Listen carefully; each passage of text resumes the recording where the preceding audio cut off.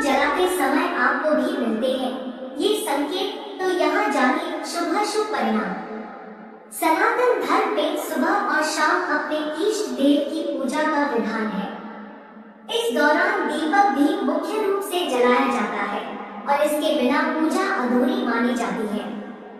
ऐसे में यदि आपको पूजा के दौरान दीपक जलाते समय कुछ संकेत मिलते हैं, तो यह आपको बहुत से शुभ या अशुभ परिणाम दे सकते हैं। एक माना जाता है कि जब आपकी बाती पूरी तरह जल जाती है, तो यह बहुत ही शुभ संकेत होता है।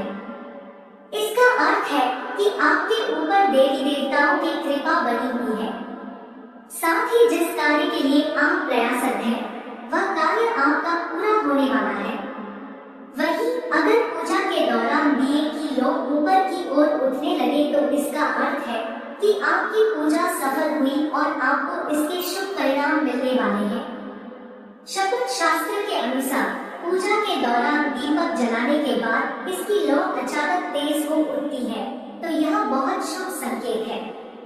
इसका अर्थ है कि भगवान आपसे खुश हैं और जल्द ही आपकी सभी इच्छाएं पूरी होंगी। दो पूजा के दौरान दीपक का अचानक से बुझ जाना एक शुभ संकेत नहीं माना जाता। दीपक का बुझना इस बात को और संकेत करता है कि आपने पूरे विधान के साथ पूजा नहीं की है। इसे देवी देवता के नाराज होने का संकेत भी माना जाता है। इस स्थिति से बचने के लिए पूरी श्रद्धा के साथ पूजा अर्चना करें और अपनी बाती को बुझने से बचाने का प्रयास करें। शकुन शास्त्र में माना गया है कि अगर पूजा के दौरान दीपक जलाने के बाद इसकी लौ अचानक से तेज हो उठती है, तो इसे एक बहुत ही शुभ संकेत माना गया है। इसका अर्थ है कि भगवान आपके प्रसन्न हैं और आपकी सभी इच्छाएं जल्द ही पूरी होने वाली हैं। अगर किसी के दीपक में फूल बनता है, तो इसका मतलब यह है कि आपकी पूजा भगवान तक पहुंच रही है और ईश्वर आपकी पूजा से संतुष्ट है। साथ ही वह किसी न किसी रूप में आपकी मदद कर रही है। अगर दीपक की लौ में बांसुरी बने, तो इसका मतलब यह है कि भगवान श्री कृष्ण का प्रेम और आशीर्वाद आपके ऊपर है और आपको जल्द ही शुभ समाचार की प्राप्ति हो सकती है। तीन पूजा में गेहूं के आसन पर दीपक रखने से व्यक्ति को शुभ फलों की प्राप्ति हो सकती है और धन संबंधित परेशानियों से भी छुटकारा मिल सकता है। साथ ही मां लक्ष्मी की कृपा भी प्राप्त हो सकती है और मां अन्नपूर्णा भी प्रसन्न होती है। चावल को शुद्धता का प्रतीक माना जाता है। वहीं हिंदू धर्म में दीपक को देव का रूप माना जाता है। इसलिए किसी भी तरह की पूजा शुरू कर रही है, तो सबसे पहले दीपक का तिलक लगाकर ही पूजा आरंभ किया जाता है और उसके बाद चावल के आसन पर दीपक को रखा जाता है। ऐसा करने से व्यक्ति के जीवन में कभी भी धन धान्य की कमी नहीं होती है और उस घर में मां लक्ष्मी वास करती है। अगर आप शुक्रवार के दिन पूजा कर रहे हैं, तो उस दिन चावल के आसन पर दीपक को रखें। इससे शुभ फलों की प्राप्ति हो सकती है। अगर आपको बार बार नजर लगती रहती है, तो उड़द की दाल बिछाकर उसके ऊपर दिया जलाएं। इस बात का ध्यान रखें कि वह आसन पश्चिम दिशा में ही स्थापित करें। इससे आपको दुर्घटनाओं से छुटकारा मिल सकता है और नजर दोष से भी मुक्ति मिल सकती है। करियर में आ रही परेशानियां भी दूर हो सकती है। अगर आपको हमेशा आर्थिक तंगी का सामना करना पड़ता है, तो घर की उत्तर दिशा में चने की दाल बिछाकर उसके ऊपर दीप जलाएं। ऐसा करने से आपको आर्थिक परेशानियों से छुटकारा मिल सकता है और आपके जीवन में आने वाली परेशानियों से भी मुक्ति मिल सकती है। चांद अगर पूजा के दौरान दीपक में फूल की आकृति बनती है, तो यह बहुत ही शुभ संकेत हो सकता है। इसका अर्थ है कि आपकी प्रार्थना आपके आराध्य तक पहुंच रही है और आपकी पूजा सफल हो रही है। ऐसे में व्यक्ति के जीवन में आने वाले संकट भी दूर होने लगते हैं। वहीं अगर आपके दीपक में चक्र की आकृति दिखाई देती है, तो इसका अर्थ है कि आपको कोई खुशखबरी मिलने वाली है। यदि किसी व्यक्ति को पूजा के दौरान दीपक में त्रिशूल की आकृति दिखाई देती है तो यह भी एक शुभ संकेत माना जाता है, क्योंकि त्रिशूल भगवान शिव का शस्त्र है। तो ऐसे में दीपक में त्रिशूल के बनने का अर्थ है कि आपको महादेव की कृपा प्राप्त होने वाली है, साथ ही आपको जीवन में सफलता मिल सकती है। पूजा के दीपक में मोर पंख या बांसुरी की आकृति बनना भी बेहद शुभ माना जाता है। यह दोनों ही चीजें भगवान कृष्ण की प्रिय मानी गई है। ऐसे में इन आकृतियों के बनने का अर्थ है कि आपका वैवाहिक जीवन सुखमय बीतने वाला है। वहीं दीपक की लौ में अगर चक्रनुमा आकृति दिखाई दे तो यह इस बात का संकेत है कि आपके घर में खुशखबरी आने वाली है। 5 ज्योतिष शास्त्र की माने तो पूजा करते वक्त सिर्फ दीप जलाना ही काफी नहीं है, बल्कि उसे कहाँ रखना है यह भी जानना उतना ही जरूरी है। इसलिए दीप को हमेशा भगवान की तस्वीर के ठीक सामने रखना चाहिए।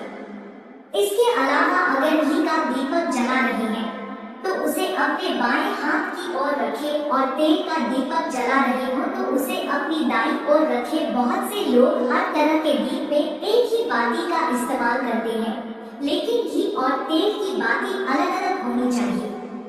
अगर आप घी का दीपक जला रहे हो तो दीप में रुई की बाती रखें, लेकिन अगर तेल का दीपक जलाएं तो उसमें लाल धागे की बाती बनाएं।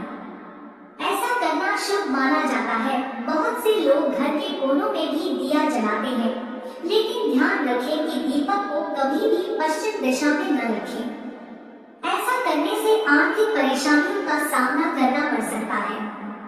साथ ही दीपक को इस तरह से भी न रखें कि उसकी रोशनी दक्षिण दिशा की ओर पड़े। शाम के समय घर के मुख्य द्वार पर दीपक जलाना भी शुभ होता है। जब मन करे तब भगवान की पूजा कर ली या दीपक जला दिया। ऐसा करने से नुकसान हो सकता है, इसलिए सुबह 5 बजे से लेकर 10 बजे तक और शाम में 5 बजे से 7 बजे के बीच में ही दीप जलाना चाहिए। ध्यान रहे कि आप पूजा में जिस दीप का इस्तेमाल कर रहे हो वह कहीं से भी खंडित नहीं होना चाहिए। खंडित दिए में दीप जलाने से देवी लक्ष्मी नाराज हो सकती है। साथ ही दीपक जलाने से पहले दिए को अच्छे से साफ कर लें। अगर पूजा करते वक्त किसी कारण दीपक बुझ जाए तो उसे तुरंत दोबारा जलाकर ईश्वर से क्षमा याचना कर लें। सबसे पहले बात करते हैं देसी घी से जलाए जाने वाले दियों की।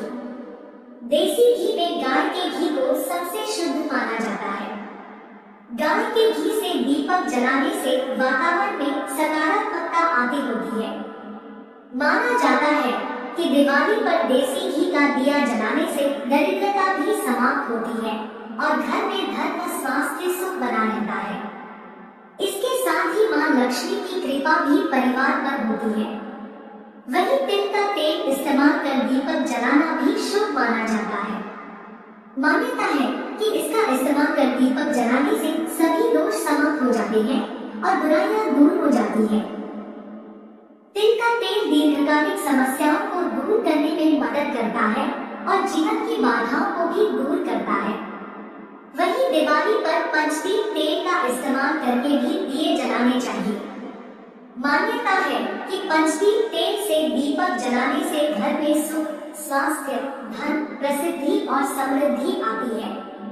पंचदीप तेल सही और शुद्ध अनुपात में 5 तेलों का मिश्रण है, जिससे यह सुनिश्चित होता है कि आपकी प्रार्थनाओं की पवित्रता सुरक्षित है। वहीं दीपक जलाने के लिए सरसों का तेल सबसे लोकप्रिय विकल्प है। ज्योतिषियों का कहना है कि दिया जलाने के लिए सरसों के तेल का प्रयोग करने से शनि से संबंधित दोष दूर होते हैं और रोगों से भी बचाव होता है। हनुमान जी की तस्वीर या मूर्ति के आगे सरसों के तेल का दीपक जलाने से सारे दोष दूर हो जाते हैं और सोया हुआ भाग्य भी जागने लगता है।